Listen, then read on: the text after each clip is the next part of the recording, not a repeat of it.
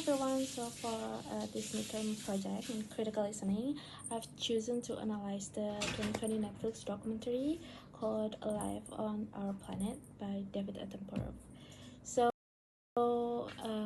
and the films revolves around like 5 cores of themes.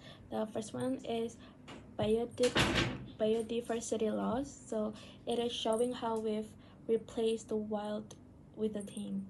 And then for the second is the concept of rewilding, so which is it is a primary solutions. It is also highlight the shift from the stable Holocene era to unpredictable exoplanets.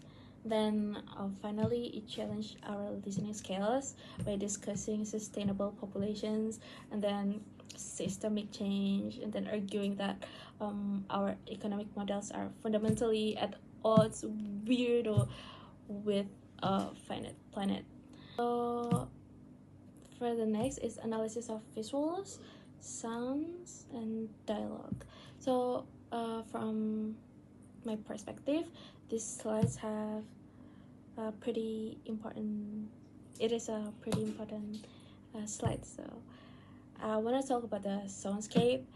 So if you notice the contrast when we see the rainforest, the audio is like wall of sounds like birds, insects, and water. But then when we see palm oil plantations, the audio become like pretty hollow or like silent, I should say. So it's symbolizing the depth. The score, the music used like string like to create pacings like fast rhythm, and it is create an anxiety during the scenes. Last one, I want to talk about the dialogue. So David, it is pretty. He has a pretty greatest tool. His voice is greatest tool, and then he uses the deliberate pauses when he says something like, "We have destroyed the world," and he waits for 3 seconds. So that silence is force us to the listener to process like the deep sense of that statement. And then, is this storytelling effective? For me, yes, by like framing the Earth decline through the timeline of his own life, starting in like 1937. So he makes the environmental collapse feel like so fast. And however, as a critical listeners, we should notice the shift in a final scene. So the tone move from the tragical, like have like so much emotion, to inspirational. It's like very quick, and some critics argue this hopeful ending might lead to like complacency, but in terms of engaging an audience, the transition is handled through crescendo in the music and the energetic vocal delivery, probably like from the David himself. Okay, we're coming in the last slide, my last slide. It's a recommendations. So in conclusion, I am very recommend the Alive in Our Planet, specifically for us, the students, because we can see we can like listen to communicate about like environmental science, and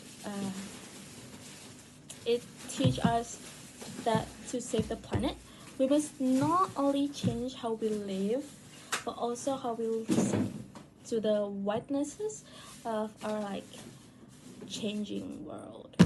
Thank you.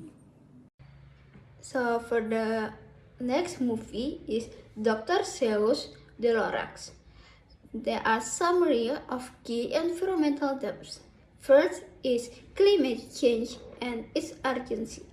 Highlights the rapid pace of climate change and its real-world impacts, such as an extreme weather and rising sea levels. Second is human impact on nature. Shows how activities like fossil fuel consumption and deforestation contribute to environmental degradation. The third is environmental justice. Discuss how climate change disproportionately affects vulnerable populations, especially in developing countries. For the next is renewable energy and solution. Advocates for transitioning to renewable energy sources as a means to combat climate change. For the last one is consumer responsibility. Encourage viewers to reflect on their consumption habits and their environmental impacts. For the next is analysis of visual, sounds, and dialogue. The first is visual. Contrast the beauty of nature with the destruction caused by climate change, evoking emotional response. For the second is sounds, a mix of natural sounds and industrial noise enhance emotional depth, while the music sets the overall tone. For the last one is dialogue. Feature voices from scientists, activists, and everyday communities, adding credibility and making the issue more relatable. The next is critique of storytelling effectiveness. This film effectively delivers environmental message but can sometimes feel overwhelming. A more structured narrative with specific case studies or solutions could enhance clarity and impact. For the next is comparison of approaches. The first is narrative structure. The Lorax used a flashback storytelling technique, showing the ocean learns past mistakes, while other films may follow a more linear or thematic approach, affecting viewers' engagement differently. For the next is call to action.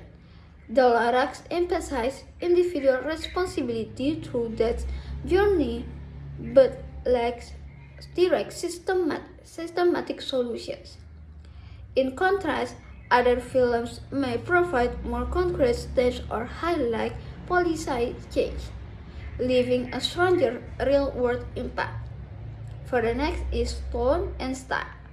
The film balances humor and serious themes, making it accessible to children, whereas other environmental films might adopt a more somber or realistic approach, influencing audience receptions.